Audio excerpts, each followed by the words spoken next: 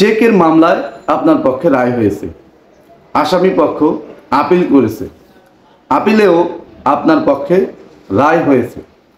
এরপর আসামি পক্ষ মহামান্য হাইকোর্ট বিভাগে রিভিশন ফাইলিং করেছে, রিভিশন ফাইলিং করে জামিনে মুক্ত আছে। এখন আপনার করণীয় কি? আপনার করণীয় হলো ওই রিভিশন মামলা শুনানি করা। যত দ্রুত আপনি শুনানি করতে পারবেন ততই কিন্তু আপনার জন্য ভালো বা মঙ্গলজনক হবে। আর যদি আপনি শুনানি না করে আপনার এই মামলা এভাবে ফেলে রাখেন তাহলে কিন্তু আপনার জন্য যথেষ্ট খারাপ হবে। অর্থাৎ মামলার রায় পাওয়া সত্ত্বেও আপনি কিন্তু কিছু করতে পারবেন না। কেন পারবেন না?